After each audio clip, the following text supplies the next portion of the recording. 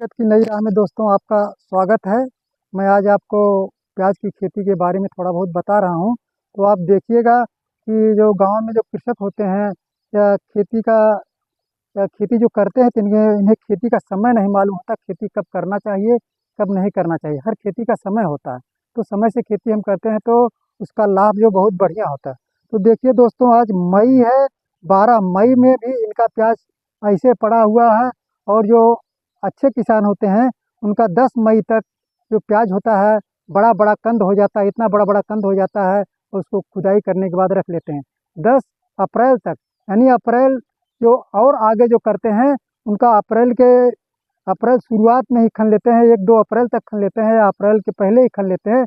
तो प्याज की खेती समय से करने पर तो हम फायदे में रहते हैं, हमारा लाभ होता है।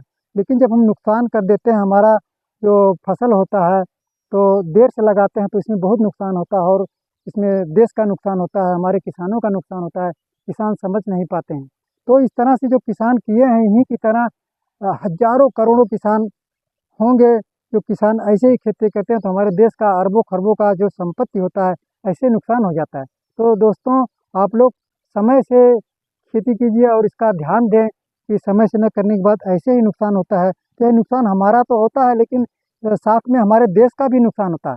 यह जो पैसा हम लगाते हैं, हमारा खुद का पैसा जो होता है हमारे देश का पैसा होता है। तो साथियों, इस तरह से आप समझिएगा तो ये तो देश का नुकसान नहीं होगा और आपका भी नुकसान नहीं होगा। तो समय से जो प्याज की खेती करना है तो 15 अक्टूबर से आप इसकी जो नर्सरी डाल देंगे, 20 अक्टूबर तक डाल दीजिएगा। इसके बाद 35 से 40 दिन के बाद जो इसकी आप रोपाई कर देते हैं तो बहुत ही अच्छा और बढ़िया होता है। इसमें ज़्यादा दवाइयाँ भी नहीं लगती। तो दोस्तों, मैं इसी के साथ आज आपको यह वीडियो दे रहा हूँ और इसको मैं इसके साथ ही इसको नमस्कार कर रहा हूँ। आपको नमस्ते।